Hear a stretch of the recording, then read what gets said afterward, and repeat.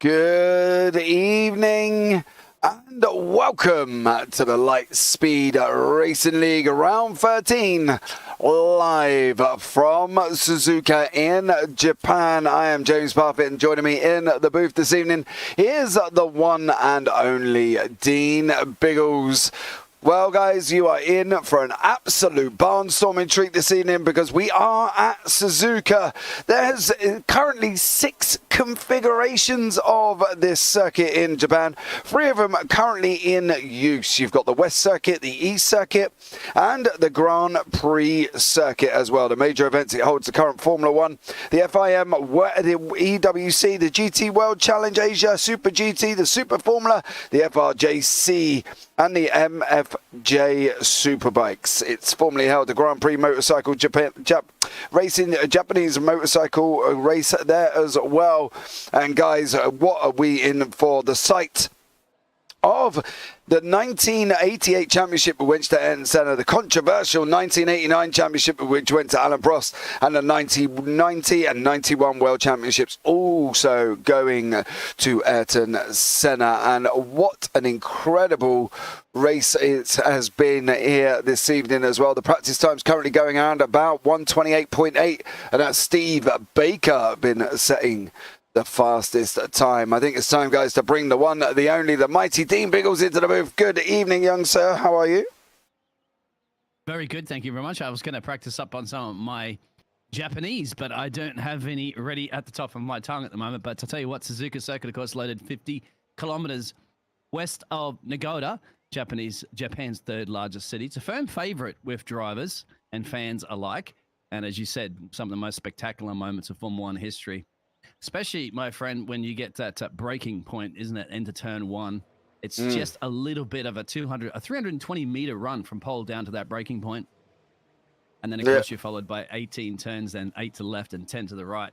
A lot of high tire degradation, and the lap distance taken about 50% of your full throttle. And remember, this is a Honda test track, 1952, and it also has a capacity of 155,000 fans, being one of the largest sports venues in the world. Yes, it is. We want to give a big shout out to the sponsors who made this possible this evening: Wilder Graphics, Sim Speed Shop, Grid Finder, Track Time Entertainment, The Butt Kicker, Produce SimTech, and the Sim Racer Hub, and W as well. So much love to you. So the format we've got this evening, we are in the 1 hour 45-minute practice currently at the moment. We've still got about 6 minutes of that remaining. Then we go into qualifying, which will be 15 minutes. That will determine the grid for the 3-lap sprint race. which will determine the grid for the 29-lap feature. Now, there is a mandatory tyre stop that the drivers do have to make. They can change tyres between the qualifying and the sprint race and the feature, so they're not locked in to the tyres that they start, Biggles. I think that's going to be an interesting one, because most of the time, and most of the other leagues and stuff, do the lock-in where you obviously, if you're finishing qualifying on softs, you've got to start the race on softs. But this league do it slightly different, so they don't have to do that. They can just pick whichever tyre compound they want to start off with. Yeah. That's a great certainly great here in Japan when you're going to need that, because of the high tyre degradation that I spoke about, because of those just consistent S's, isn't it? Turns left, turn right. You haven't barely any straights. You have one little straightaway, of course, how do you come out of the spoon, and then the main straightaway for the start-finish line. About 17 or so gladiators here. Should we say, well, no, forget that at the moment anyway. A little bit rusty, but that's okay. We've got a couple of rounds to go too, James, remember? So, what's also heating up, my friend, is that battle between Mac Miller, Steve Baker, Dylan Gonaz, and Jay Smart are all in the title hunt.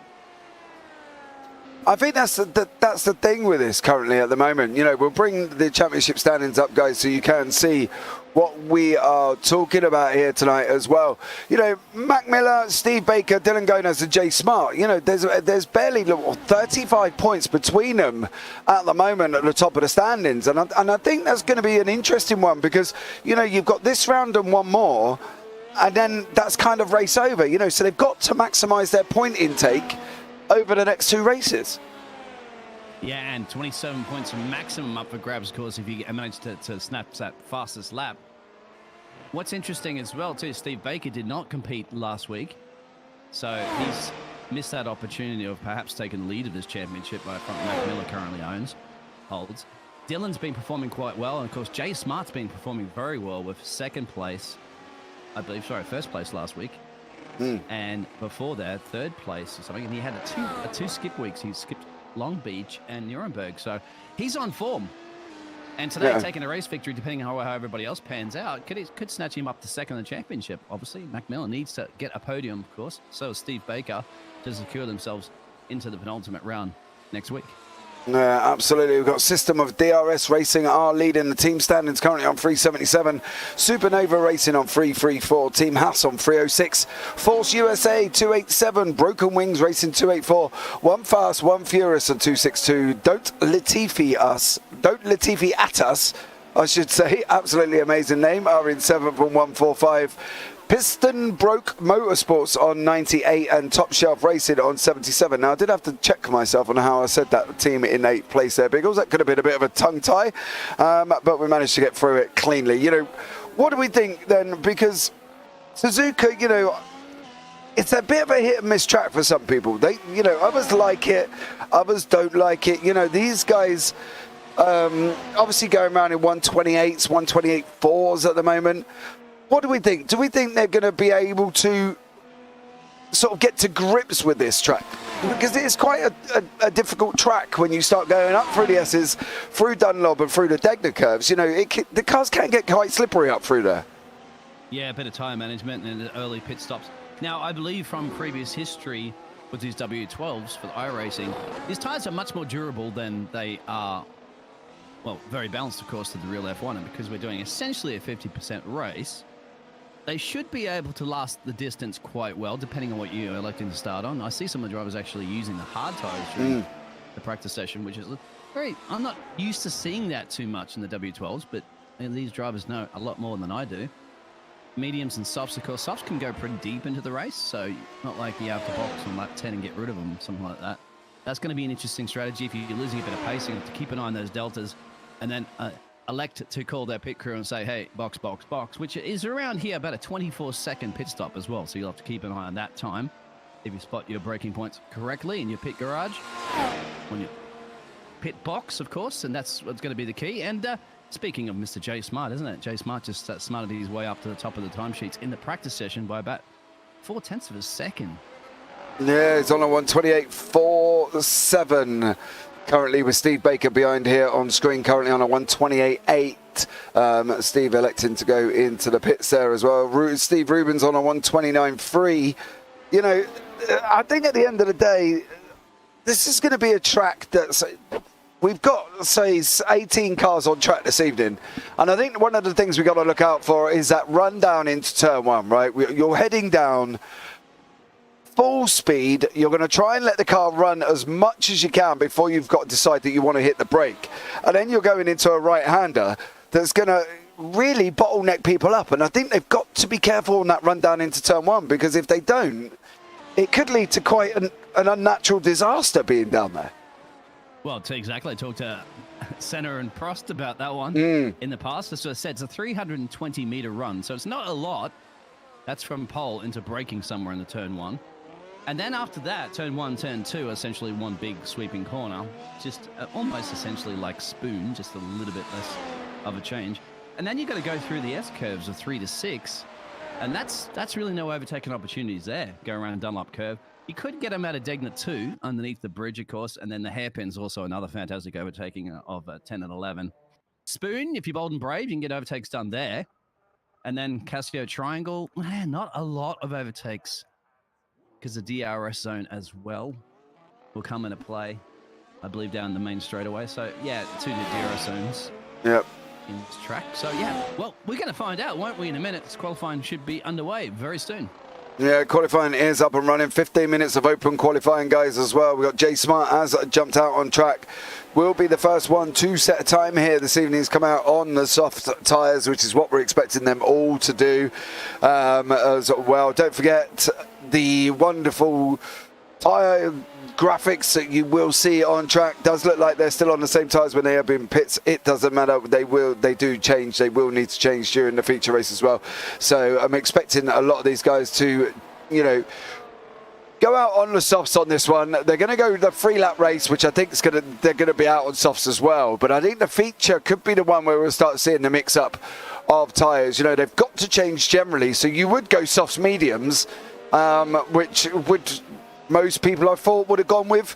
We might see the odd hard, because a couple of drivers have been testing the hard tyre, but I think it's going to be a soft medium run, isn't it, really?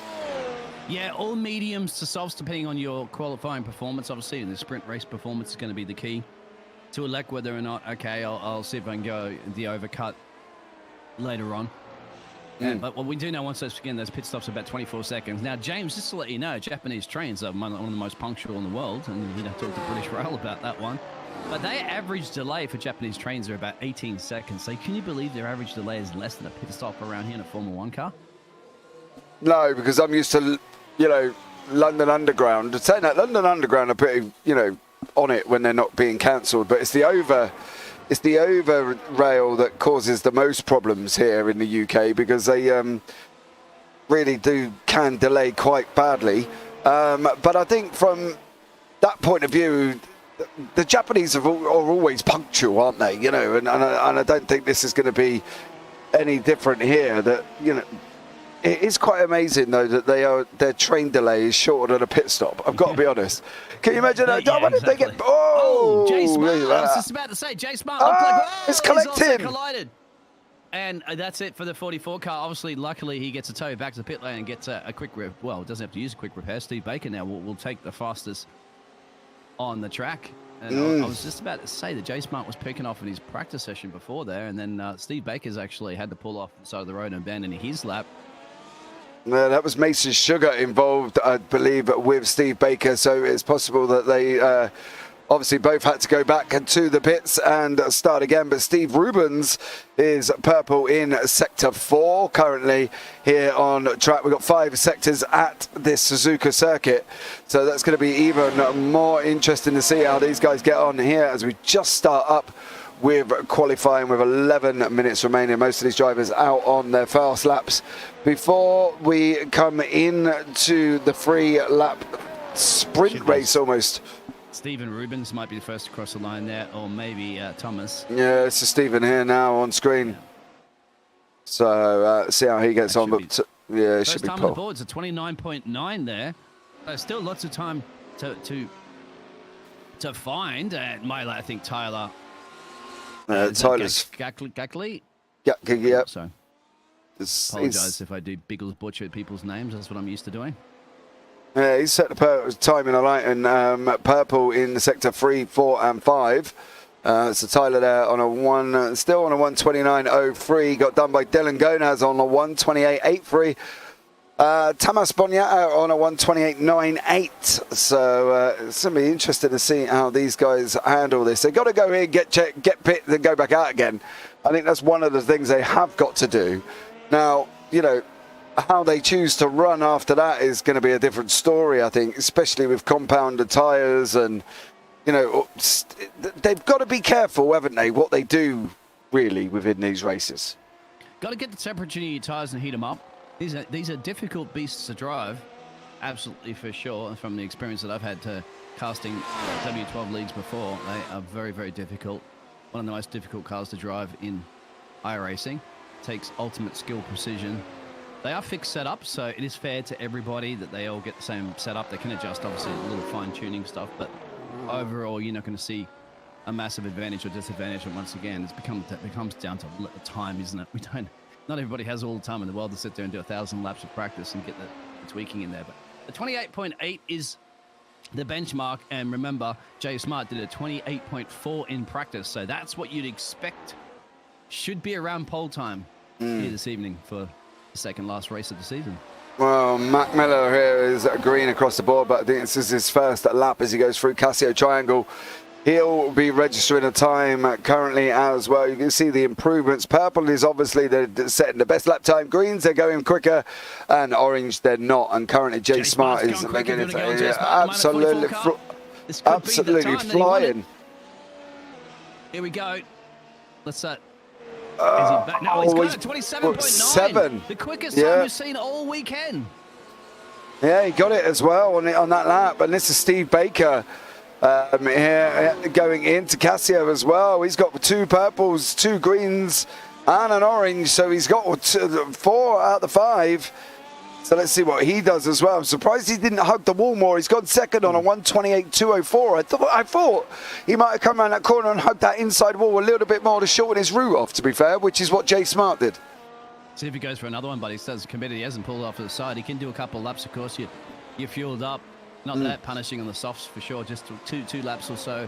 3 maybe. Once again, depending on your fuel, you want to run low fuel for a fast qualifying run.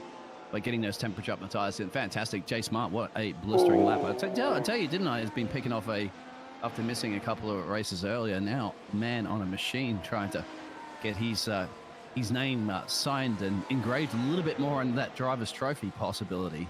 Yeah, absolutely. This is Mac Miller here currently doing greens across the 5. Let's see how he gets on as he goes across the line. What is Mac Miller going to do? He's taken the shortest route possible, which is what I would have thought Jay Smart did. 128.7 only goes into 3rd place. But did you see that, James? He got the purple for that final sector there. So he hooked that one up perfect. You just wonder if Steve Baker, if he actually managed to hook that up. He probably knows it himself, doesn't it? If he would have done that final mini sector, he very much could have shaved 2 tenths. He's about 3 tenths away from Jay Smart, but he knows it's time to find, and they have 7 minutes and change to find it. Do you want to go on board a driver and give us a bit of a hot lap around Suzuka? Of course, one of the classic tracks since the 50s. Here we go. On board. Oh, it goes into the pits. Is Dylan still out? They do that, don't they? Here we go. Find a driver. That's Dylan Gonaz, the Canadian. See, this is where they've got to hook it up here. There's slight throttle control, and then they're going left and right through these S's. And then they go into the anti-bank curve here through Dunlop, the left-hander, long left-hander, before they go down into Degner 1. It's going to be a little dab of the brakes down through the gear. Off he goes into Degner 2, chase down into 4th. Oh, he clipped the wall and bang. And I guess that's a bit of commentating casting. Welcome along, of course, to Don't blame James me. Dean casting. There we go, mate. James Dean casting. I didn't do that. He did that himself. Don't do Jay that. Smart's got also a purple sector too, but it looks like his first and second sectors weren't too great there for. No, but it depends on what time he's picked up in that. Oh, he's pulled over. Off. Yeah. 6:31. Back to the pit lane. Now, of course, it's one of the only figure 8 tracks in the Formula 1 calendar. So you don't really realize it, do you, when you're going out of Spoon straight across it? You're actually crossing the other part of the track below you. I think that's the weirdest thing with this circuit. It never perceives that you are crossing the track. Like, I've driven this circuit like hundreds of times, and you still wouldn't think that you were crossing over that part of the circuit. As you can see here, these drivers are fully not aware at that about near enough about now they're going over the other part of the circuit. Yeah. And but you do know when you're underneath the tunnel underneath the circuit, of course, of the figure eight, because that's where we just saw that little bit of a mistake before. And I've seen a lot of drivers crash in that area. That's very, very difficult to get out of the second Degner, turn 9. It's almost a right hand, it's almost a 90 degree to the right, but it's a high speed 90 degree to the right. That's what catches people off, because you want to get as much track as possible. And then it's a short run up into the hairpin, which is pretty much your slowest corner on this whole track. 10 and 11, slower than turns 1 and 2. And your overtaking opportunities. But yes, I'd like to see maybe, I'm not sure, I don't want to encourage the drivers to do it, mate, but for the iRacing top 10, not top 10 highlights, somebody to actually crash over the wall and go back down to the track underneath.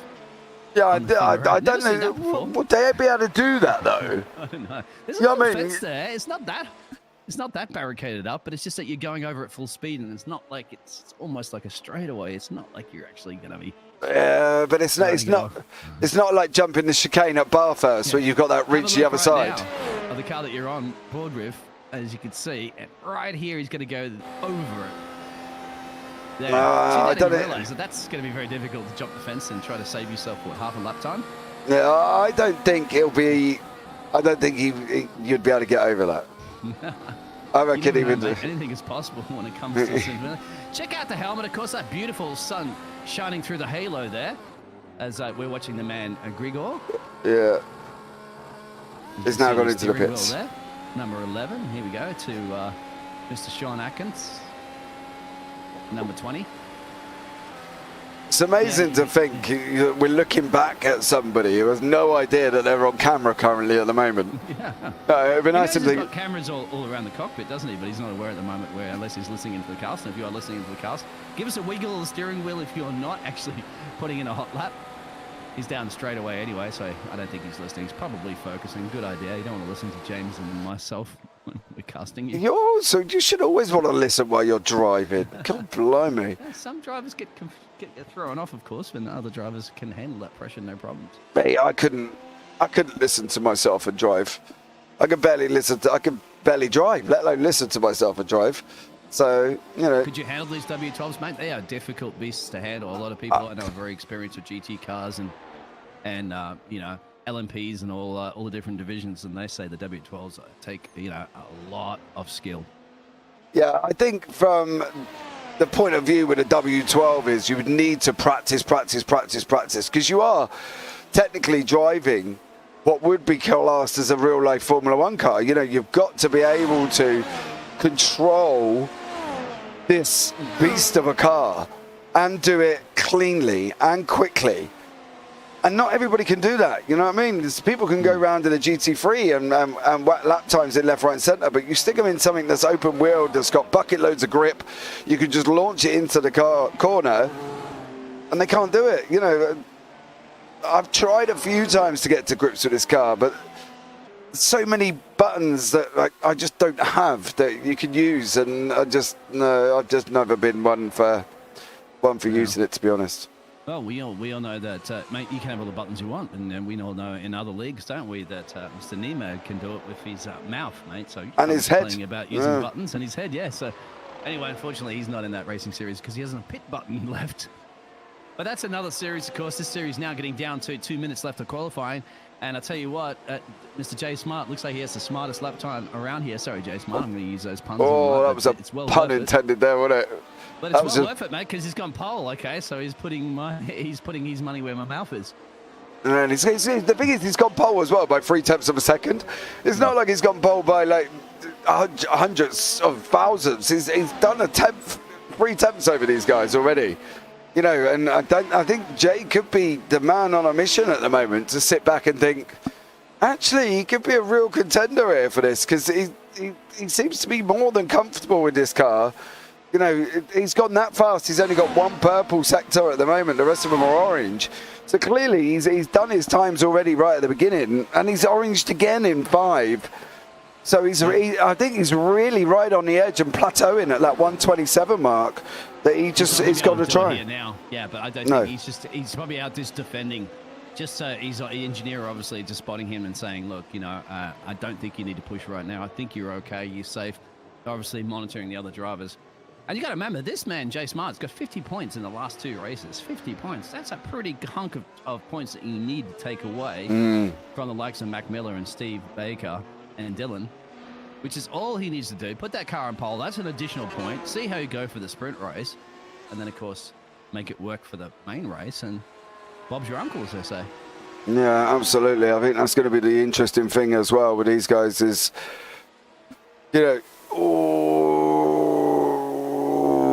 bye-bye. We saw that coming. He carried so much speed in the spoon as we got 17 seconds left on the clock of qualifying at this moment in time. So Steve Baker there and Ryan O'Connor nearly coming together. Ryan having to take evasive action and ended up in the gravel sort of right near the wall, I think, unfortunately. But, Yeah, James, keep an eye out for Elliot Borg. Now, Elliot Borg hasn't raced, did not race in the first 7 rounds, if I'm not mistaken. And in the last couple of rounds, he's scored podium positions. In the last race, I believe he got 2nd place. Anyway, you want to go over those qualifying results for us? So we've got Jay Smart in 1st place, taking pole position on a 127.911. Steve Baker in 2nd, Elliot Borg in 3rd, Mac Miller in 4th, Dylan Gonaz in 5th, and Mason Sagar in 6th. Tobias Boniatti in 7th, Tyler Gatke in 8th, Anthony Giuliano in 9th, Troy Bank 10th, Ryan O'Connor in 11th, Steve Rubens is in 12th place. Mike Robinson in 13th, Grigor Georgiev in 14th, Sean Atkins 15th, James Reap in 16th, Kyle Herlitzka in 17th, and Mike Kostick in 18th place. So there we go. All the drivers getting out onto the grid quite quickly at this moment in time. We do have a 3-lap sprint that these guys are going to be taking part in. To set the grid for the opening race. So I think this is going to be more than interesting, I think. Absolutely, James. Are you expecting a Senna Prost moment into turn 1? Because you got to think, with 3 laps, you don't have many overtaking opportunities. I believe that DRS is not enabled during those 3 laps, because you need to rely on that DRS, of course, in Formula 1 cars, and it's not usually activated until after lap 2. Lap 3, isn't it? It's on the 3rd lap, so you know what I mean? If they're running by that, you know what I mean? It doesn't say. I expect a huge run down into turn 1, mate, because that's pretty much going to be one of your only overtaking opportunities early. Maybe the hairpin, of course. Maybe if you're bold and brave out of spoon. But also, you want to keep your nose clean, don't you? Because it's very important for the actual feature. The main race is the key. You want to be focusing on that. Points are points and positions are positions. Well, that's the thing. They set the positions, doesn't it? This race sets the position for the feature, which is 29 laps. So they've got to be looking. But here we go, guys. We are going to be underway very shortly. 1, 2, 3, 4, 5. And we are go, go, go. And Jay Smart has taken a whole shot currently at the moment. Steve Baker is losing the position to Matt Miller as they're coming down into 1st turn. Oh, Steve is wide on the right-hand side there in the pink car. Matt Miller gets through and is currently in 2nd place. Dylan Gonaz 1st. Mason Sagar 1st. Put in 5th. Thomas Boniatti behind him in 6th currently at the moment as well, as these guys go wiggling up through the Etties. And God, that was a blistering start from Smart. You know, we've got Steve Rubens in the pits already. He's been involved in his own little incident. We'll have a look back at that very shortly. But Biggles, wow, Smart got away there. Well, Smart needed to get away. He covered it brilliantly going into turn 1. He knew that somebody's going to try to challenge him, but the biggest challenge was the challenge behind Steve Baker. But Mac Miller getting 2 places off that launch. What a fantastic start. Makes it up there for a little bit less of his qualifying performance, but that's all he needed to do. Everybody else cleanly through. Dylan getting a place there. Matson and a few of the other drivers. I'm full of Elliot Borg down at the start there. Lost 4 places after his great qualifying from P3. So, or even P4. There it is at the moment. Now, as I said, you're going to have a little bit of a train, and not the DRS train yet, but Jay did all he needed to do. Survive turn 1, but you've got to give it to Mac Miller. Fantastic job there to gain 2 positions off the launch. Yeah, absolutely. Jay Smart just did what he needed to do, but unfortunately he's got Mac Miller chasing him down rapidly at this moment in time as he hugs that inside line now. How is this going to materialize? He's going down into turn one. This is going to be the second lap of this race. Oh, he can't go on the outside there. He's going to try to come back. Through the S's now. It's going to be almost side by side. They have to be side by side. Somebody's going to have to lift off at the moment. I definitely think the moment Jay Smart probably smart to lift off, but is he lift off enough? Because Steve Barker's bouncing in the background there, barking in the background there. Barker, Mr. Steve Barker. Sorry, another bad pun. Baker. Baker. It's not Baker. On that one, but yeah. Baker, no arm in that one, but almost Jay Smart nearly left the door open, and Baker almost took it there as well as it was. And currently Mason Sagar is in the wall. Mason Sagar straight on at Degner 2 and into the wall he goes. But Smart there, what a drive by Miller. He literally took him round the outside up through the S's. Unbelievable job as these guys are heading down through 130R now and then down into that famous spoon left-hander. We're going to have one lap remaining, and currently we've got Miller, Smart, Baker, Gonaz, Borg, Banks, O'Connor, Gatke, Georgiev, Giuliano, Robinson, Kostick and Atkins is your top 13 currently at the moment. Sager, Boniatti, Rubens are in the pits. Here we go. Smart's going to be looking at going, ooh. No, not yet. I would counterattack it and do the same thing back, but that's cost him a little bit of time by going off the racing line there now. Oh! And almost loses the rear end. He's going to be under massive attack right now from Mr. Steve Baker. He's got to be worried about defending this one more than attacking Mac Miller now. Mac Miller, of course, the man leading the championship, has done the old wise streak, and now they're going to make their way. Baker sent him round him. Yep. Baker sent him round turn one. He's going up through the S's now. Last lap of the race. Here we go. Smart has gone down from first to third, and currently Miller up front is absolutely flying. He's gone now, yeah, that's it. He's going to secure this one for sure, as long as he doesn't make a mistake. I'd have to say Jay Smart was a little bit eager on that one. He should have waited and repeated the same thing that Mac Miller did to him before and get him through those S's. Yeah. Just, you know, whatever works, right? You've already seen it. What goes around comes around, as I say. Unfortunately, he made a little bit of a mistake going off the racing line, cost him time, and now lost that place. Mac Miller, what a drive, mate. 3 positions gain. It looks like he's going to take this one. Yeah, absolutely. It looks like he's absolutely flying. Is Miller up front at the moment as well. Gatke here having a battle, trying to get past Ryan O'Connor as he's coming into Spoon as well. But we are on the last lap of this 3-lap sprint, and currently Miller, well, no words, bud, no words. He's jumped up 3. He took the lead, and it's almost job done for him straight away. You know, Smart's not, you know, he's got to be smart. He's not going to send it up the inside of Baker on the Casio triangle. But at the same time, that's it. You know, Smart is down in third place. Miller comes across, wins the sprint race with Baker in second. Miller, Smart in third there. Not good to stop right in the middle of the track there, so I'm not entirely sure. It's okay once you cross the line, I think. Not a problem. Yeah. It's just early celebrations, I guess, jumped out of the car. Yeah, fantastic, Mac Miller. That's the reason why the man's leading the championship. He's got one hand on that driver's trophy, and he is not letting go. Welcome to the chat there, Randy, as well as Cardinals 121 Gaming. You say go Dilly G, of course. As well as this is exciting. You bet it's exciting. That was just the sprint race. Wait to see the feature race. No, that was the first one there as well. Done and dusted. And here are the results from the sprint.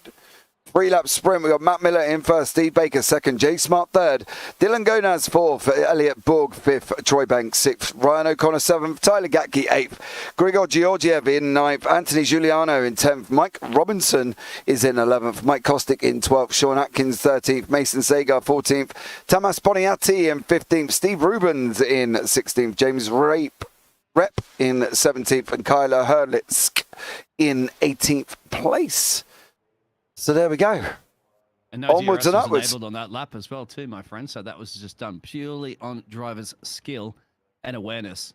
And I think once again, Mr. J Smart will be well aware of that situation because he got a good launch there. He maintained that, and then made a little bit of a wiggle mistake, of course, and then got snatched up by our championship leader. And well, I don't think he's going to repeat those failures twice, or those mistakes, not failures, of course, because he's still doing a pretty damn good job driving these cars, as we'd mentioned, are difficult to drive.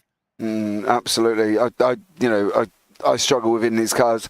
I think the thing is with that, right, is if you gave me a steering wheel and pedals, I probably couldn't do it. But where I was so used to driving the F1 games on a controller, if you gave me a controller on iRacing, I'd probably show you how to drive them. But on a steering wheel, it's just a no-go, unfortunately. I just can't do it. If I get you a rig that has a butt kicker in there, so it'll kick you in the butt every time you run off a track a little bit, how's that? Because it will thump you. Those butt kickers do thump you a lot, mate. They're absolutely fantastic. That's what you see. Feel what you've been missing. Well, I'd rather not, though. You know what I mean? At the Sim Speed shop as well. So maybe we could get you all that. How about I buy that and we'll see how you can go in a W12 car. Well, I'm not one to turn down a free bit of kit. So if you're going to buy it, then you know what I mean. I'm there, mate. I'm there. You know, let's. When are you going to have time, by the way, James, to race when you're busy casting? Yeah, I'm not. That's the question. I don't think I'm going to have time to do that one. So you know, maybe don't waste your money because my time is quite minimal at the moment of doing any driving. However, I did commit myself to an oval race yesterday. I did a 90-lap oval. Wow. In the Xfinity. I was at Chicagoland doing iRacing, obviously, clearly. And I was in the Xfinity Camaro. 90-lap oval that should have been 30 seconds a lap at 90 laps. I should have been done quite quick. Let's just say I was still sat there an hour and a half later after about the 8th caution. That's because you're in the pace car, my friend. You forgot to let everybody else know that. Oh, you're very funny. I was not. Rude. I finished in the top 10, I like to add as well. Don't get me wrong, ovals is not my strong point. But, you know, I fancied having a go, so I did. But, yeah, it was very interesting, I've got to be honest. If you want to have a go, mate, and if you want to find people, obviously Grid Finder is a fantastic way to find people. I'm going to throw a couple of those sponsors in, of course, because they support their fantastic league here at LSRL for the Formula One. Of course, they have other divisions of racing. You can subscribe to the Discord there if you want to be a part of the party, because this is the second last race and the new season will be starting up. So sign up, be a part of this fantastic community. And of course, support our sponsors, the Wilder Graphics and Butt Kicker and all those fancy tools to make you go faster. Not James go faster, but certainly perhaps make you guys go faster. Hey.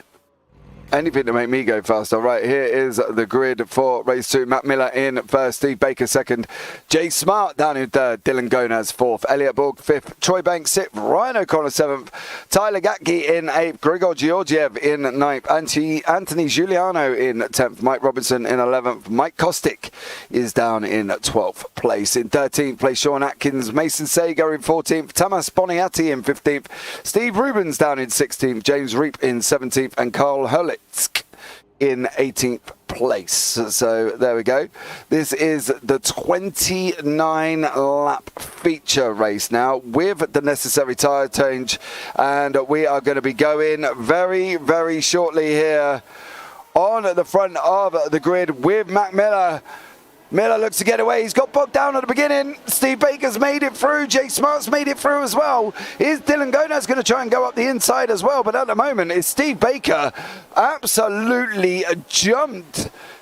Poor old Matt Miller there. Matt Miller's down all the way down into third place currently at the moment, chasing down Jay Smart. And all that hard work he did in that first race, Biggles just gone within a split second. Yeah, that's because you just get bogged down a little bit off the start. It's a very, very difficult beast to tame off there with all that horsepower at your right foot, your loud pedal. And that's what's happened. The car's just not screamed loud enough to get the power down. But he's got at least 29 laps to do it, about 28 laps, of course, to get something done now rather than a 3-lap sprint. So don't count him out just yet. Of course, the man leading the championship. But for now, yeah, great job there from Steve Baker, of course, and Jay Smart making up from the previous race. Now the position gainers, of course, have to say Madsen Sagar also gained 6 positions as well as Tamas just behind him in P9. So they gained a lot off the start. Of course, Elliot Borg, apologies. He also had another poor start second time around. I think the interesting thing, though, is look at the gainers on the moment. Sagar's up 6, Boniati's up 6, Kostik's up 2, and Rubens is up 4. Now, that's due to the fact that Reap and Georgiev have been off track and did take a little bit of a diversion. Sure, here James Reap just jumped straight to the pits there. A little bit surprising at that one. But Kyle Hurlitz has been up to no good either. That's not a very good angle as he goes behind the trees. I think he's going to light the tyres up. Yeah, there it is. Yeah, just see the wiggle, and then he just kind of went round, didn't he? Yeah, luckily it didn't hit the back there, at least front wing. You have one fast repair, but you don't want to use it up just yet. No. We do see Jace wrap into the pit lane as well as Anthony, but at the moment, no DRS is enabled. I'll sit there and just chill at the moment with inside that 1 second DRS is all you need to be doing. You have a long race, of course, and the tyre strategy will work that out there for a second for you to get that up. You can see right there. So there was a couple of drivers that did gamble on those hard tyres, but here's a run for P6 right now. Medium versus hard tyres. Oh, Sega just goes up the inside there. Not good from Tyler Gatkins. He went off track. And yeah, unfortunately, he's dropped down the order into 11th place currently at the moment, with Steve Rubens now making his recovery through. He's up 4 already. He was unfortunate in the 3-lap sprint. Did get himself into a little bit of bother, and that dropped him all the way down at the order. But currently at the moment there, Biggles, Baker is literally leading the way quite happily out front. Yeah, I was going to say, Smart made a little mistake there because he's within half a second. He's actually bringing Mr. Miller back into play here. And I'd have to say, that incident before, it looked like to me he was just focusing too much on his mirrors and not focusing on the road there. That's the reason why he missed his braking point. But then again, I don't know if the driver's actually thinking what I'm thinking. It just appeared to be that one. But look at the top 3. They're all within the DRS range. Would be enabled on this lap now. They've managed to break Dylan, the gap over that. Look at that fantastic gearbox review from Jay Smart. This has got to keep an eye on Mr. Miller behind him, because he knows Mr. Miller has got him before through the S's. But he's also got to keep up the road there because he wants to take Mr. Steve Baker for the lead of this race on lap 3 of 29. Hello, Joseph. Great broadcast. Thank you very much. We're only just getting started. Oh, running off the track a little bit like that is not going to be the way to do it. Look at the rear end slipping. Got a temperature into him. You can see that the light flashing, meaning he's harvesting his ERS energy. Little lockup, big lockup actually. That was very rough there from Jay Smart.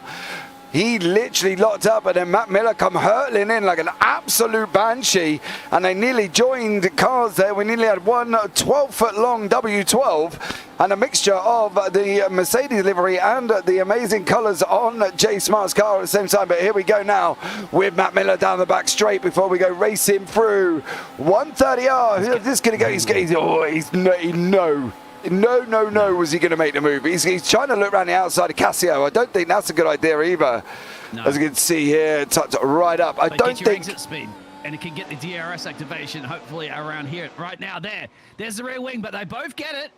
But look at this. This could be Miller time to shine. Mac Miller taking it to Jay Smart into turn 1, backs off a little bit. Maybe he's going to do one of his SS specials that he did previously.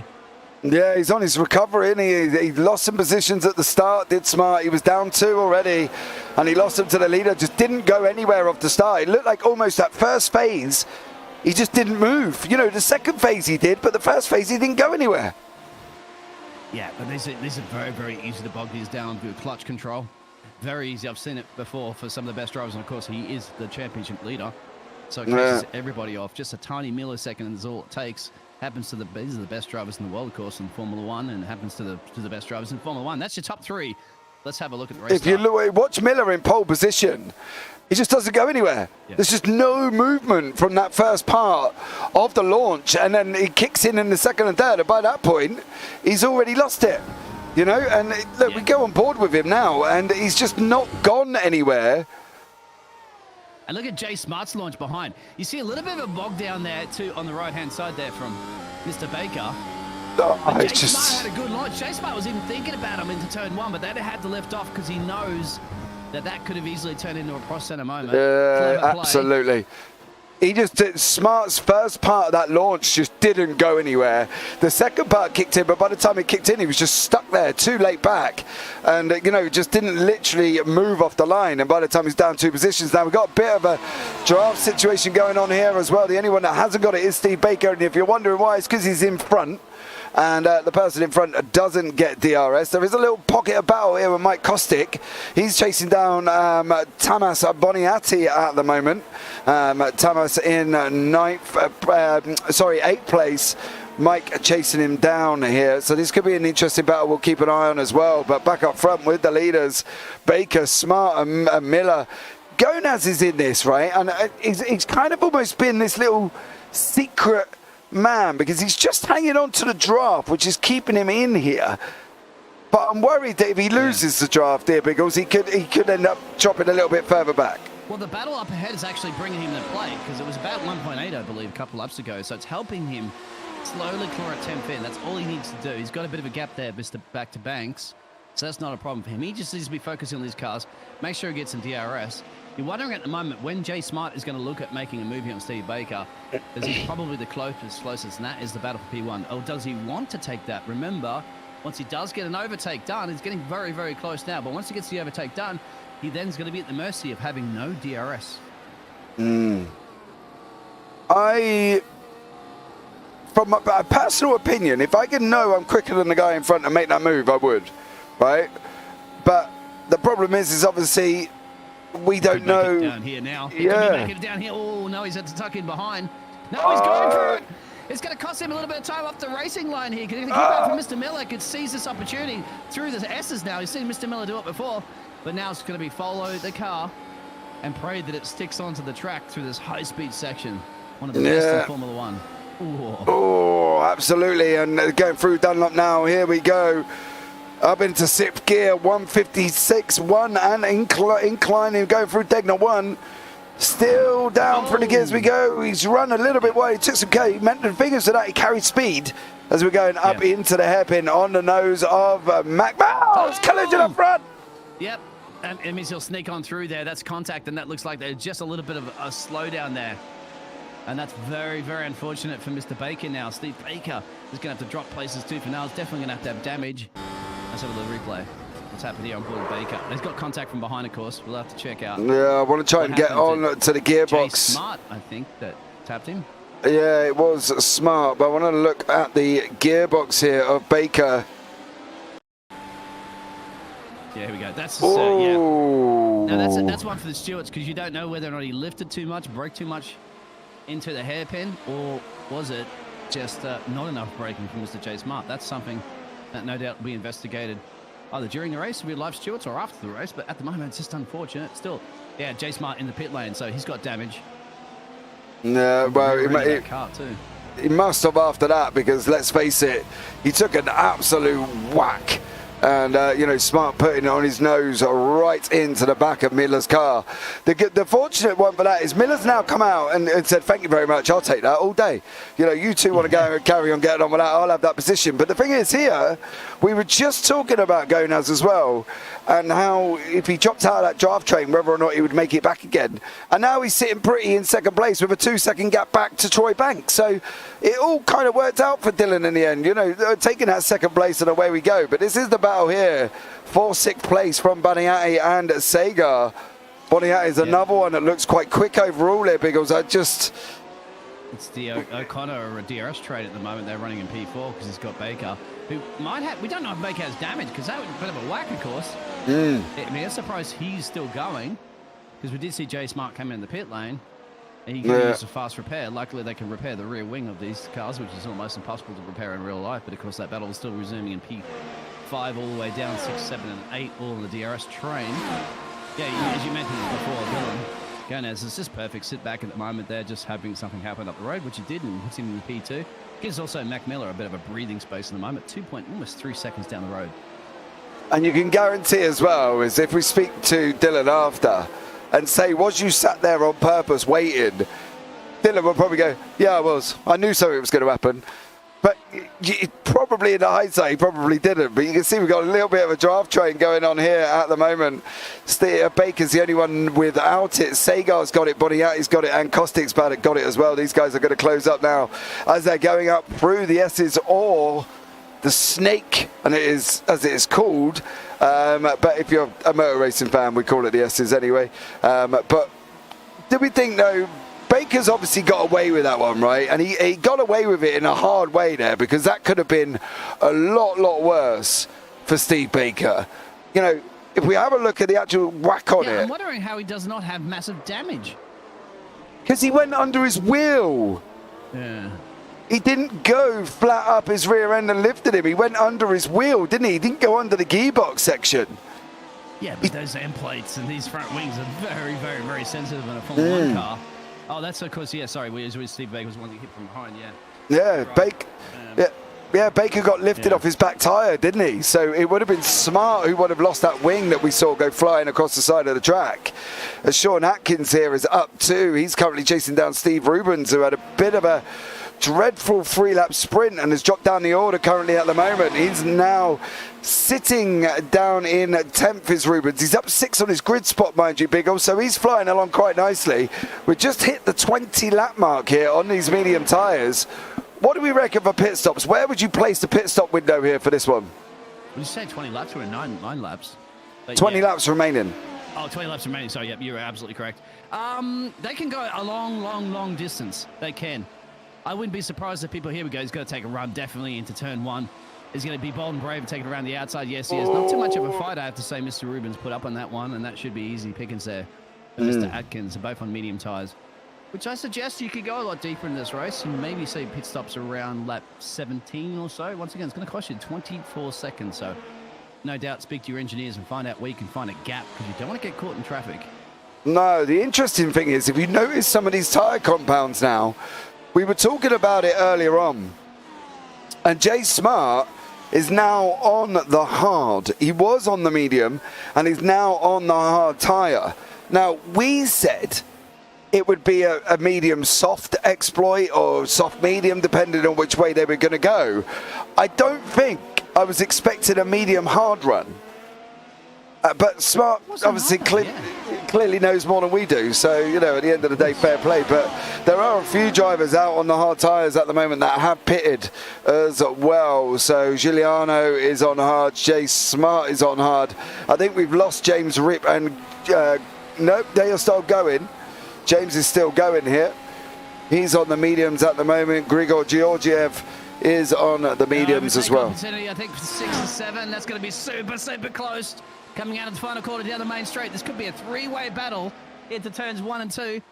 James, well, we've seen this before in the past, have we? Hold on tight. Oh! I think they were just up a little bit more clever, realizing that we still have 20 laps remaining in this race. So don't be too risking it for the biscuit just yet, as you'd like to say. Well, Kostic risked it, and he took a position away from Sagar.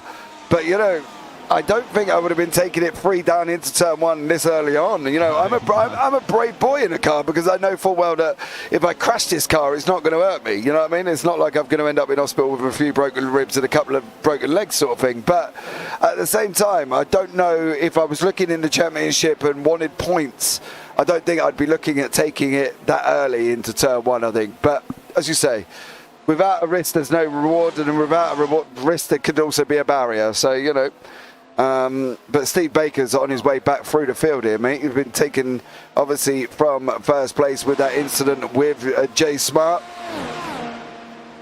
You're right. I mean, this is the thing. Now, right, I'm just curious, because the hard runners could go a lot deeper in this race. Perhaps they could be going from a hard to soft strategy. Now, whether or not the medium runners can go that deep into the race to try it, and as you can see, this battle still forming through Casio Triangle down into the main straight. DRS will be activated right now. So when Mr. Baker make a run here, he's got the DRS activated. That's Ryan O'Connor we're looking at the moment. Right behind him, Steve Baker. Stevie going to set it up in the turn 1. He certainly does, and that's, wow! Where did he find that pace? I guess there's a reason why the man is second in the championship. Just easily drives on by there. Yeah, you can see. Red, I think, mate. Mate, Baker has been flying, and I think if he hadn't been obviously involved in that incident with Smart, I think he could have been right up there round about bouts with Matt Miller. But the trouble is, obviously, Miller's now got this open air, clean air, and is absolutely flying. You know, there's the pit stops on the left-hand side. You can see Smart's pitted, Giuliano's pitted, Sagar's in the pits now, Rep's in the pits, and Georgiev has pitted as well. So probably 5 runners there have done the pit stop already. You know. Yeah, exactly. James, if you want to show us real quick there up on the screen there, the gap to leader, because once again, I've said it's about 24-second pit stop around here. So let's have a look where Jay Smart is and had to take that first pit stop and then use his quick repair. 22. Yeah, 22. So that's going to be close. That's going to be close when the likes of, so at the moment, obviously Jay Smart, you know, you just got to put your head down and say, okay, you know, it happens, but hey, I'm still in a championship hunt here and I need to maximize my points. So he's got to just do that and pray that there's mistakes and get his performance in it as we're looking at Troy Banks have a little bit of a momentum. Oh, Spoon. He's kept it out of the fence. Yeah, he's all right. Oh, he's just parked it and gone straight back to pit lane. That's what I was looking at, was what he was doing after, because he just stopped and then he went straight back to pits. But we've got Boniatti here now, looking at making a move on Gatkin in the inside corner. Oh, Tyler, wow! He took some pace down into that turn one and has managed to hold back Boniatti at the moment as these guys running up through these S's. They're going to go left, then they're going to go right. And I think overall here, Biggles, it could be interesting to see as we're running around the Dunlop into Degner 1 there. Oh, did you see it? See it? Yeah, I saw a little flick moment there. Yeah. Moment. The tyres are starting to fall a little bit off the cliff. This is the crucial one. See the power slide out of the corner there, up the road there. Oh, there's an incident up front. There's an incident. That's Gonaz up front.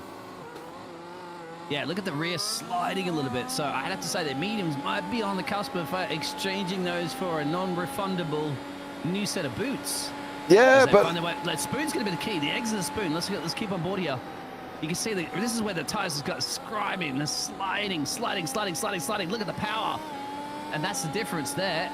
And now they're going to be full speed down. DRS activated. Is going to do anything about going into Casio Triangle? Let's find out. Remember, you can see slipstream, but that corner's approaching pretty quickly. Oh, he's got it. He's definitely out to take it right now. He's going to be almost side by side. You're going to commit to the brakes, hit him. He's done it. Yes. He got through as well. Thomas Boniatti, what a move by Tyler, past Tyler Gatke, but I want to catch up and see what happened here.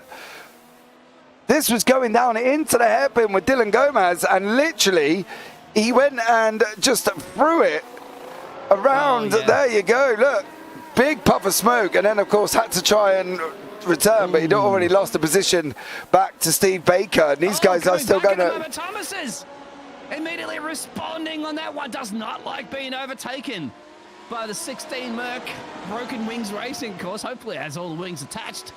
Thomas takes it back. Yeah, there was a lot going on there. 1, 2, 3, 4, 5. 5 overtakes. Oh, yeah, Sean Atkins, Steve Rubens, Elliot Borg. There was one more on the side of the road there at the moment. I think that might have been Sean Atkins. I think there was contact there. Well, I'll look at the replays. If you don't mind, a second, we'll get back to the intervals as well, too, as we're on the gas. But there's a lot of action that just happened in one lap, on lap 13. Unlucky for some. We'll find out. Oh, that's a hard impact.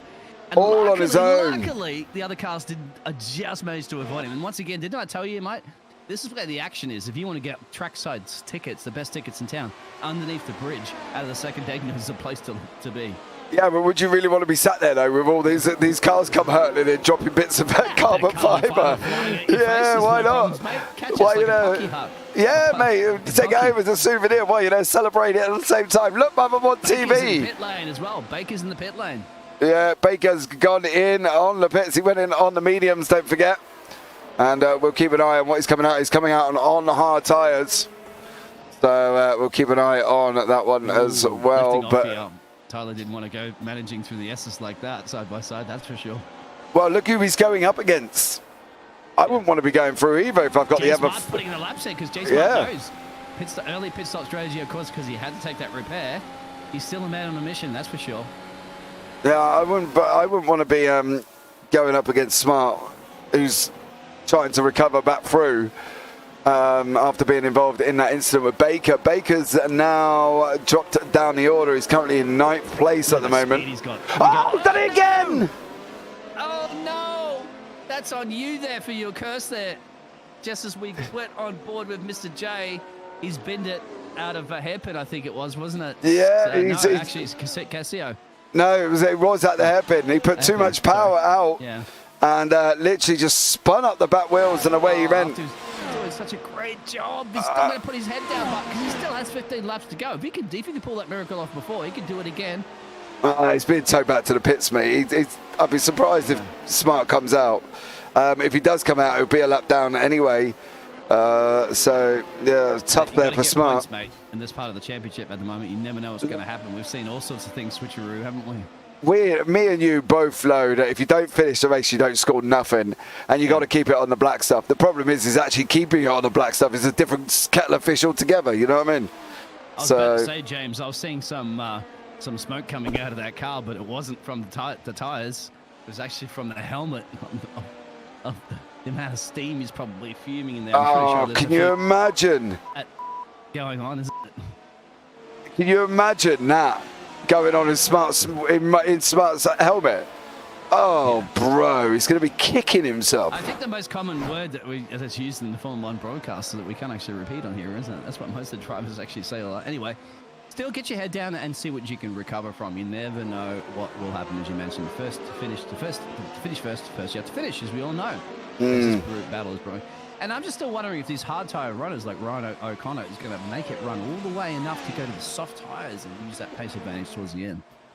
Well, I think the interesting thing here as well is how this one pans out now, because they've only got 13 laps left, these guys. So they've got to decide on what's going to be the best situation for them.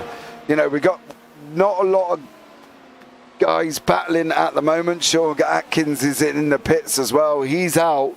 So Sean Atkins, unfortunately, does not complete the race. Neither does Banks. Mr. Troy Banks there doesn't complete either, unfortunately, for them two guys. But pit lane there. Dylan Gonez. Yeah, Dylan Gonez goes in. He's going in on mediums. I think, what are you going to do with 13 laps? So, softs? I'd say if you could stretch it to 10 to go, softs. I'd say. And that's so you're still going to lose your 24 odd seconds. So you want to make it up. You want to make it up with the best boots in town, the best boots in Japan. Hop on, be the way to try to do something here. Well, we don't know that. Obviously, Gonez has now come out on the hard. So what do we know? That's an interesting, yeah, because you couldn't go to mediums anyway. Bro. Jay Smart, he's just not having a day anymore, isn't he? No, he went off track. Yeah. It's come out of the pits. I don't think that car was right. He's pulled straight off, just stopped and gone back in again. He's had one for the night. Yeah, he took a pretty long pit stop, no doubt, with those repairs. But yeah, it's very, very frustrating considering he was one of the quickest men around the track and certainly on a steamroll in this championship, and that's going to be something that stings. Of course it's P3. Of course it's going to sting, dude. At the end of the day, he was out in front, made a mistake, put himself in jeopardy, then went back into the pack. And not only did he then go back into the pack, he then made another mistake, all on his own, spinning out, coming out the hairpin and going into the wall. Then he's got back into the pits. He's been repaired, come back out again. Whether or not he had optionals or whatever he had remaining, he clearly didn't want to look at taking them, because obviously optionals is generally steering at the moment, which I'd never quite understood why it just isn't a required pit stop change, but it's an optional, and if he took it and he didn't get it sorted out, that's why he come out with the steering where it is. So from Smart's point of view, yeah, the first he can kick himself. I think I don't think you can go away and blame anybody else, you know what I mean? Because it's all been kind of, I want to say self-inflicted, but not in a detrimental way, but kind of where he is down to what he did himself.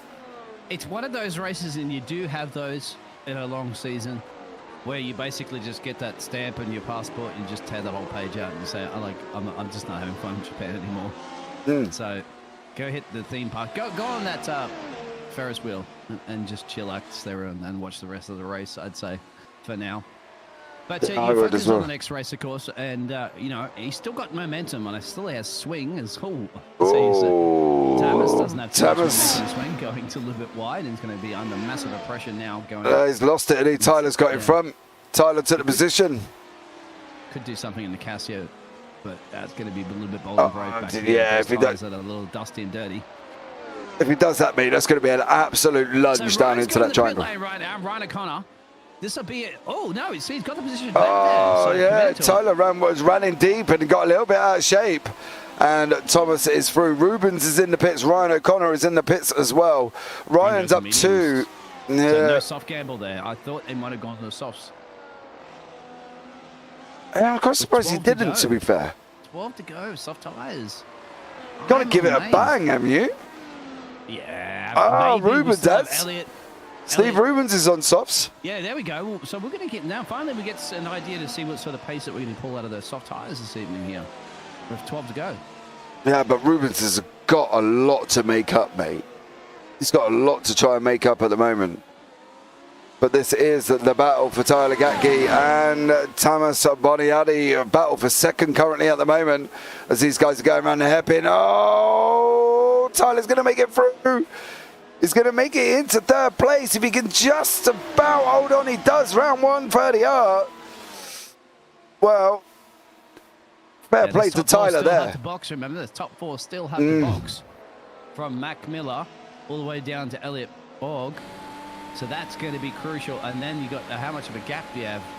Well, you have to say Steve Baker looks pretty solid, doesn't he? He already made his pit stop. Yeah. He's only a couple of seconds to change away from this battle.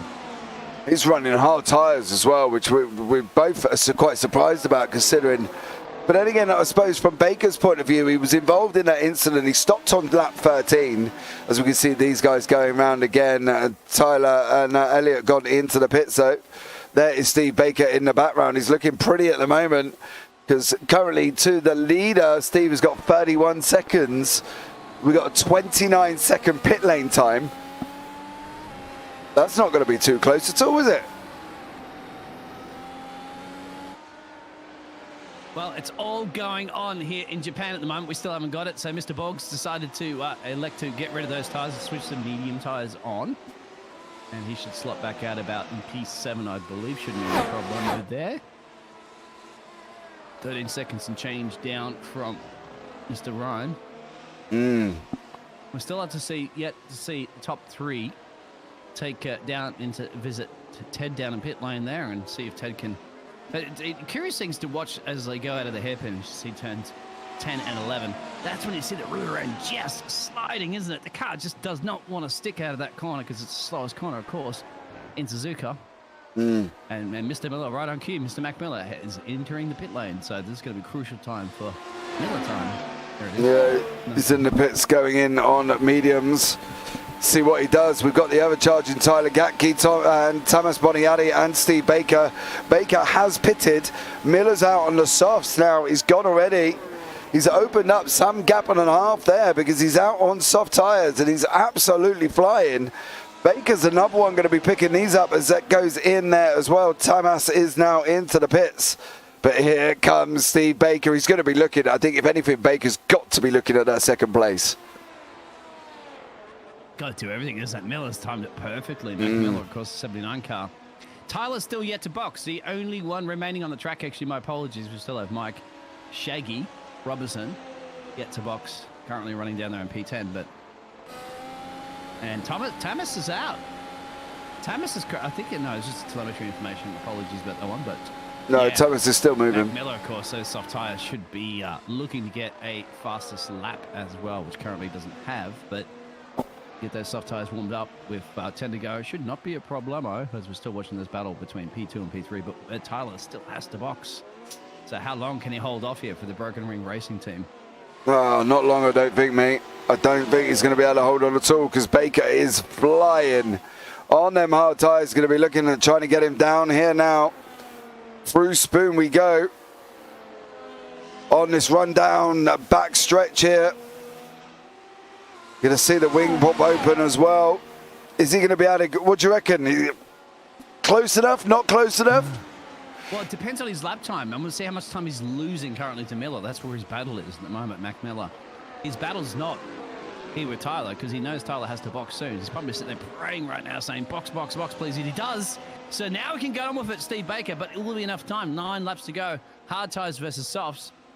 It does say leader Baker up the top of the screen there. Apologies. It is Mac Miller at the moment. Sorry, Mac Miller is in the leader's race. He's took his mandatory pit stop. He's on the soft tyre.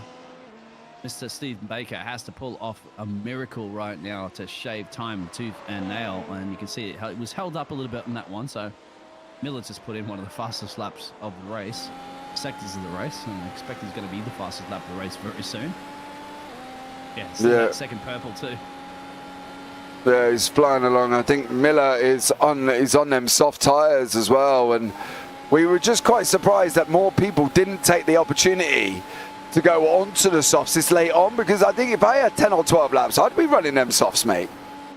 Exactly. definitely having a That's what go. I was curious about, because I've covered about 3 years of a lot of Formula One racing, of course, mostly in the Formula One game, not the Formula One simulator, the W12s.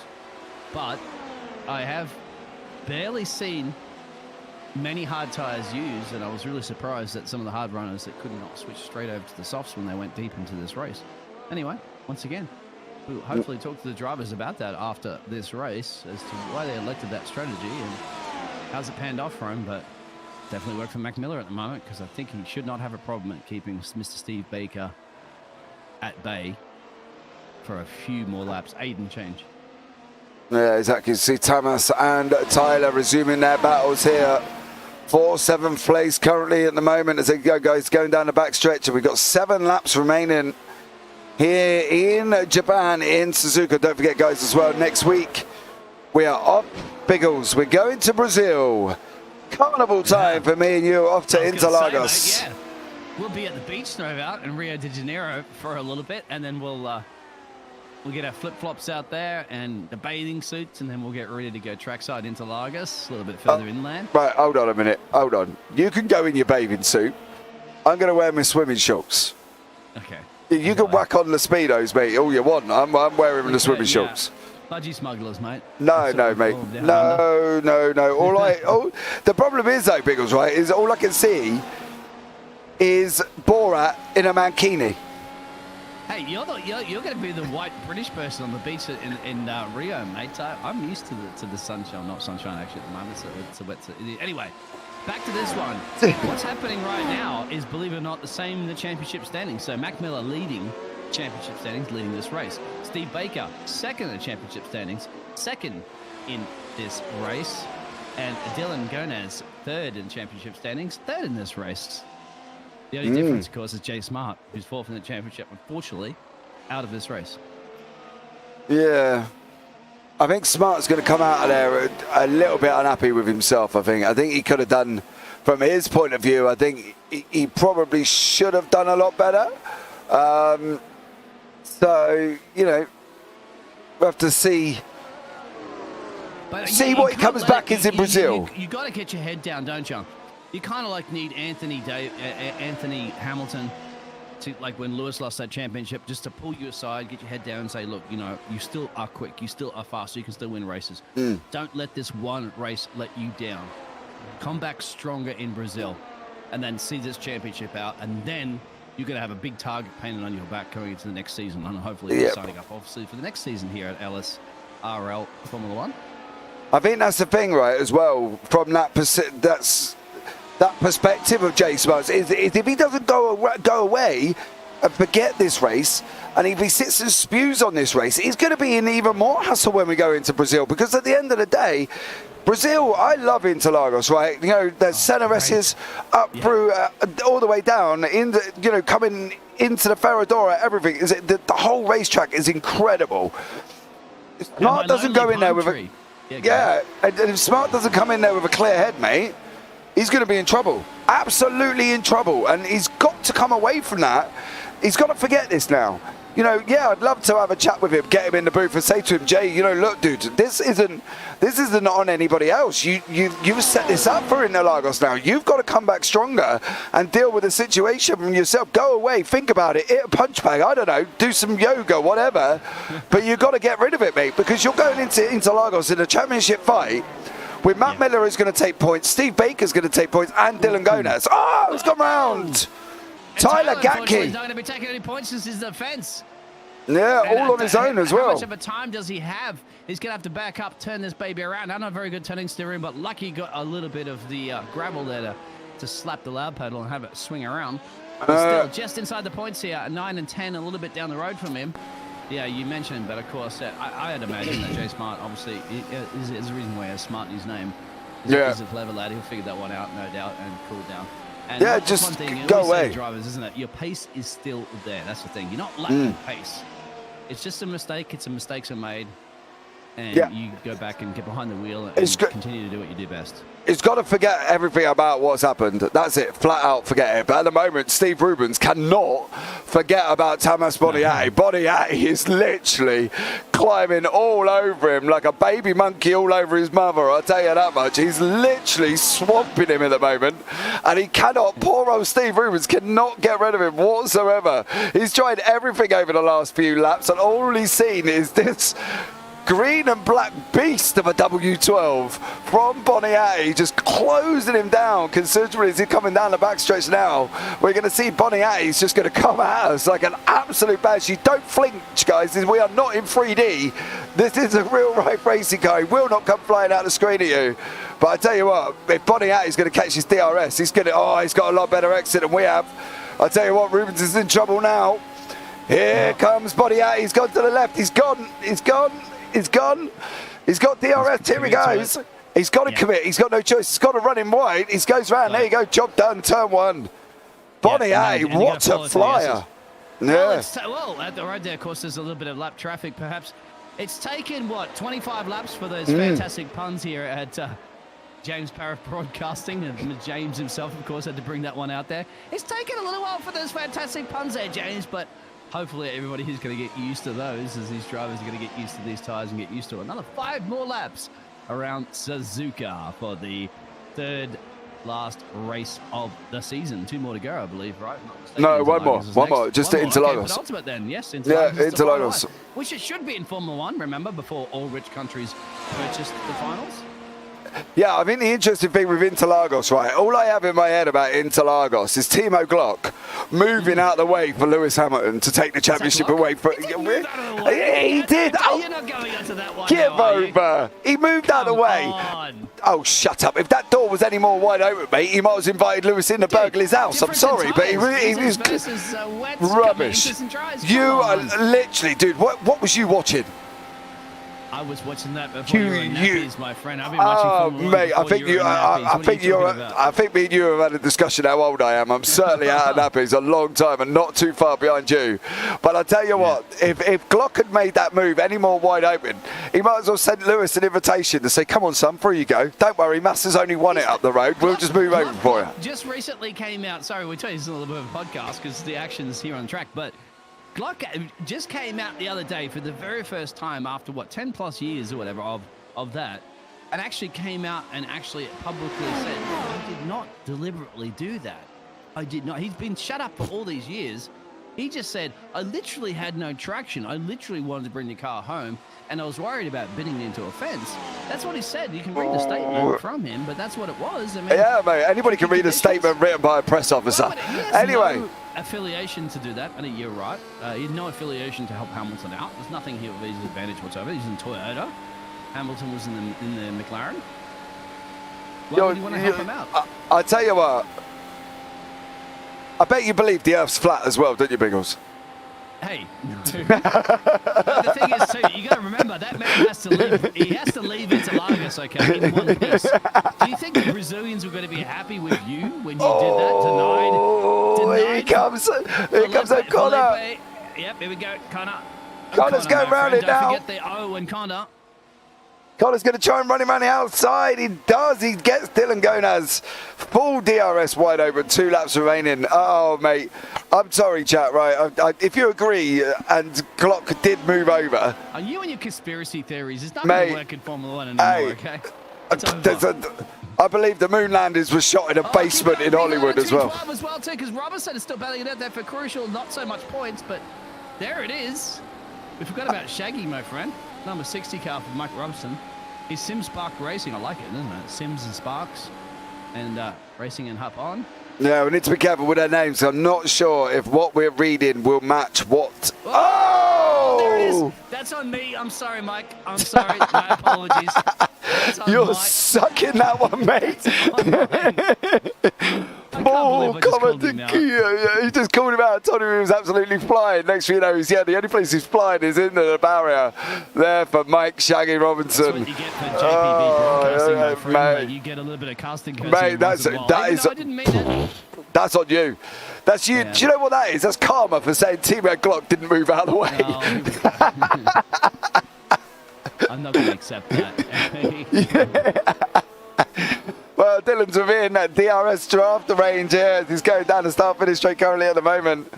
He's going to pick up the lap real quick, yeah, because Matt Miller 13 seconds and change down the road from Steve Baker. So what a statement! Matt Miller's got the fastest lap, 1:28.49. Matt Miller's got it. Matt Miller, yeah, 1:28. Trifecta then. That'll be a nice 27 points up his sleeve, I believe. Yeah, Matt Miller's got it on a 1:28.491. There you go, on top of the screen on the left-hand side. Can we go aboard with him and let's have a look? Because he's, I mean, you know, that's the thing too. When you're leading a race, you don't really get much screen time, do you? That's the thing. Let's have a look at how he's handling it in obviously the soft tyres that are worn a little bit now, but he's still putting in those quick laps. Let's just listen for a second how it feels to drive W12 leading a championship.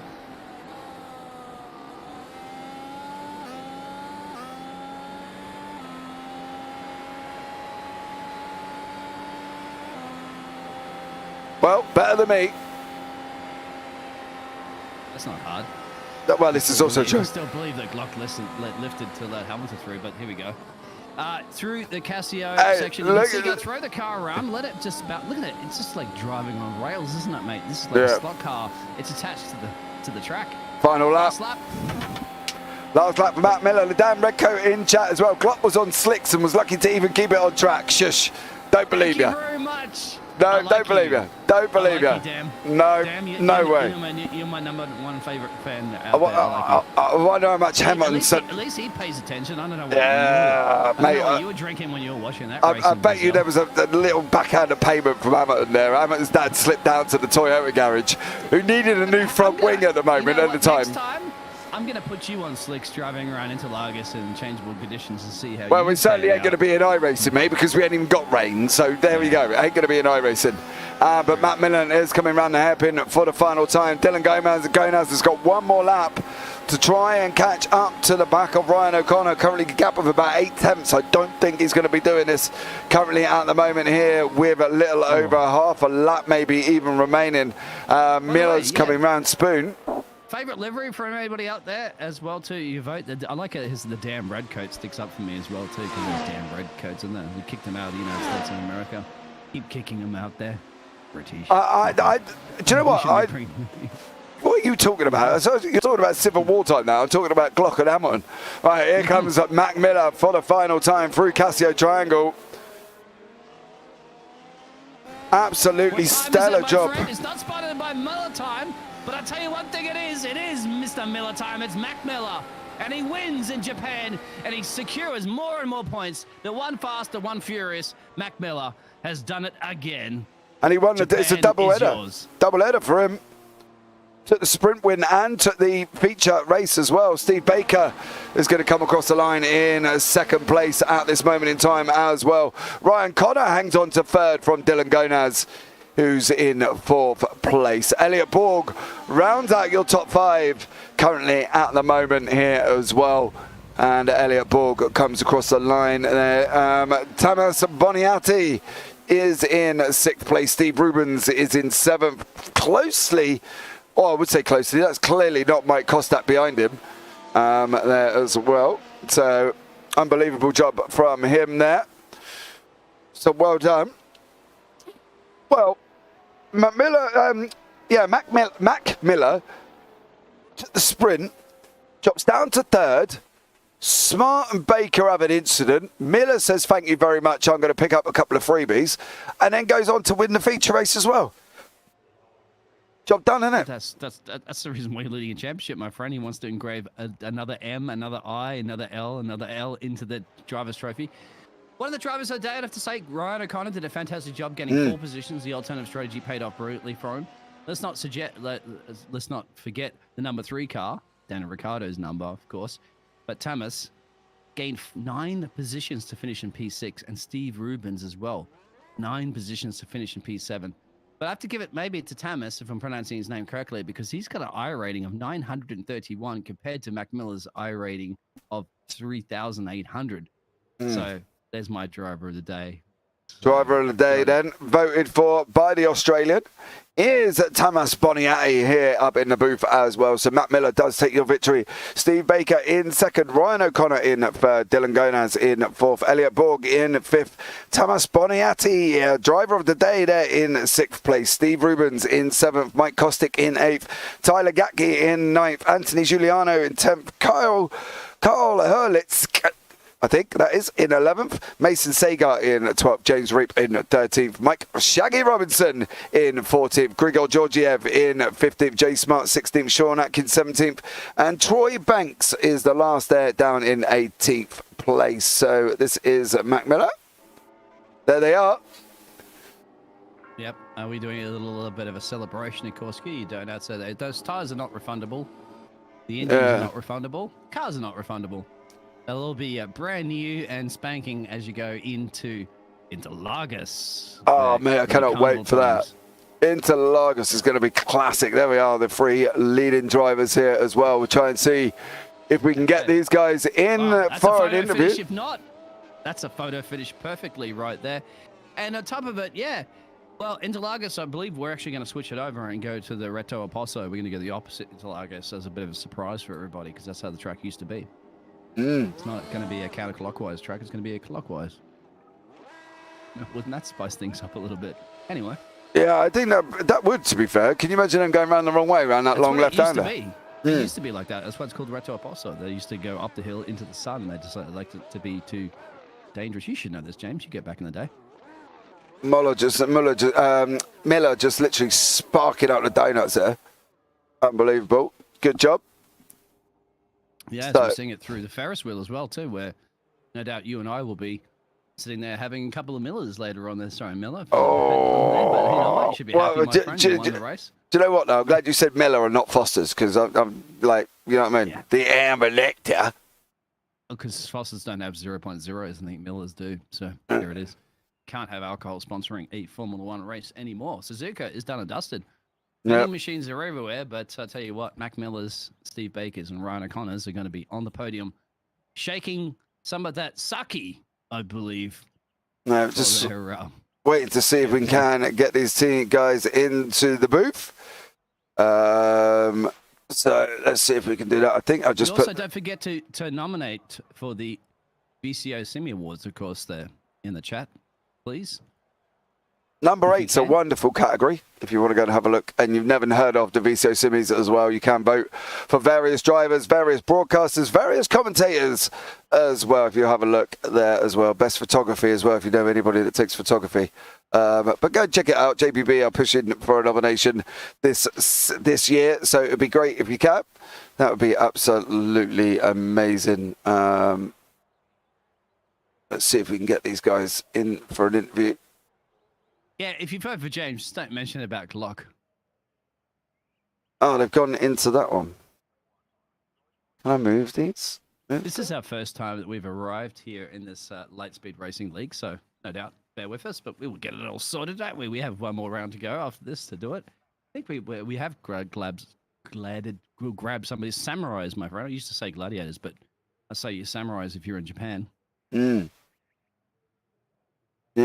That would be absolutely amazing. I did want Ryan O'Connor. If you can go and have a hunt for Ryan O'Connor, I'm going to bring in your victor this evening, your double winner, your winner in the sprint, your winner in the feature, the man who loses 2 places at the beginning and doesn't even think about it because he knows they're going to crash up front of him, as did Jay Smart and Steve Baker did.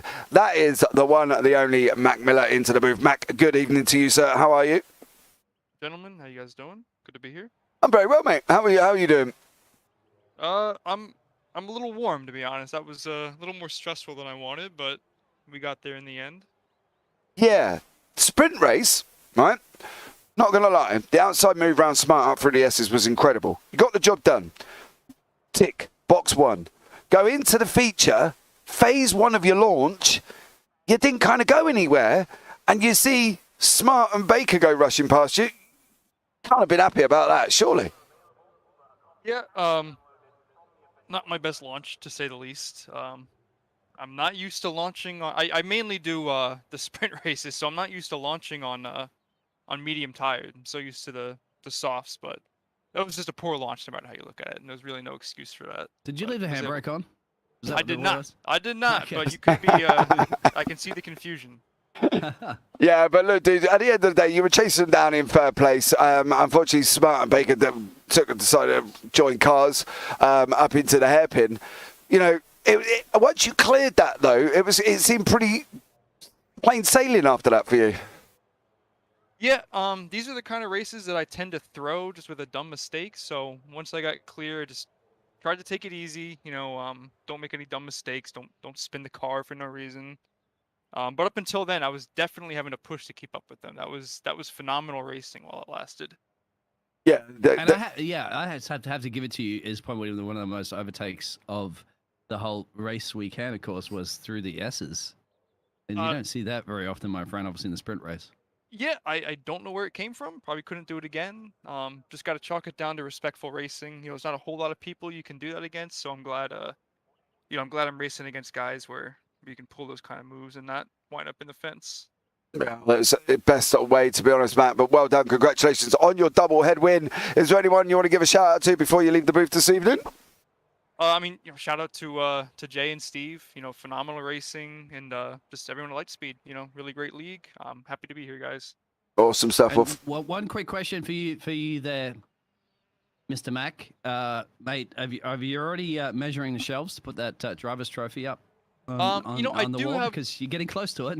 Yeah, I do have a spot picked out for it. Nothing nailed down yet, but a couple options I'm looking at. Okay, dust it off. It's just gonna get ready. We'll see anyway. You still have Brazil. Thank you, gentlemen. All right, there we go. That is Mac Miller. Now we're going to bring in Steve Baker. Involved in an unfortunate incident into the hairpin. Does the man panic? They call him the Stig for a reason. He did not, and he comes back into second place. Mr. Baker, good evening to you, sir. How are you?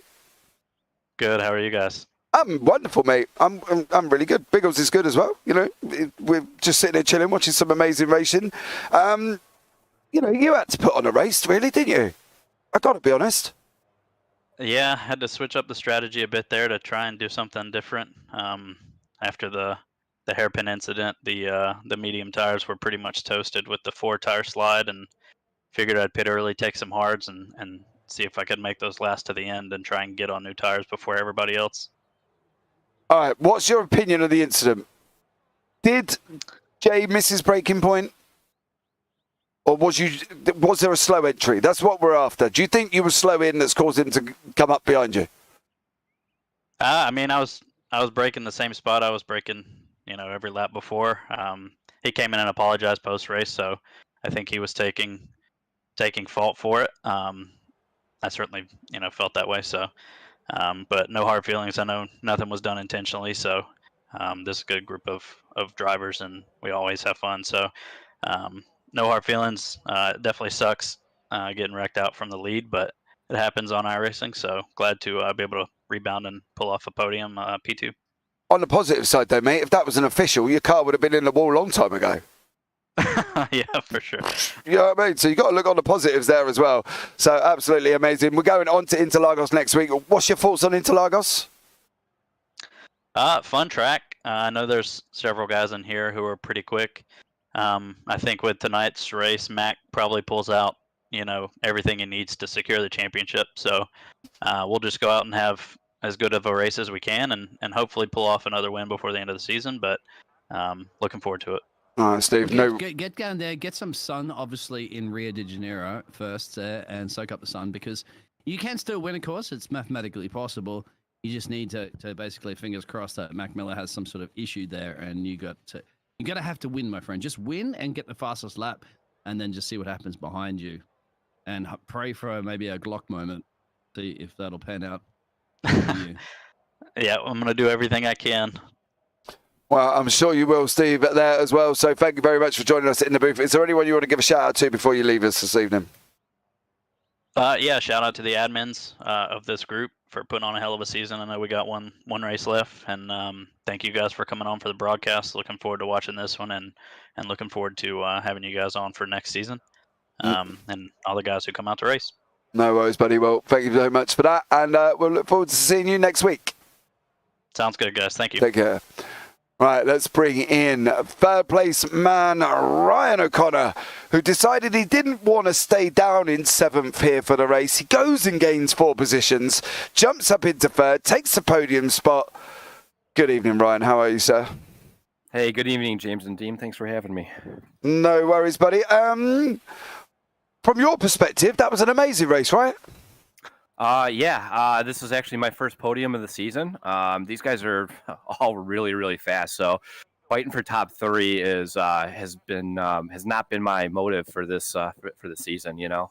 So I'm about as shocked as everybody else is in this league. Look, you made the best of Ryan as well. You got to remember too that your I rating is about 1,000 less than some of the other drivers that finished in first and second. So imagine why you're surprised, of course, first podium. But hey, you got to be in it to win it, and you were in it to win it. 4 positions gain up to your first podium. Is this a sign of the future Ryan O'Connor 2.0 going into the next races and next season? Hey, look, I'd love that. We'll find out. I mean, we got what do we have? We have Brazil next week, and that's another pretty twisty, really hard on your tires type of track. And I seem to do fairly well at those. And tonight the pit strategy was definitely the hard to medium, at least for my driving style. It just worked real well. Didn't even want to touch the softs; they just degrade too quick.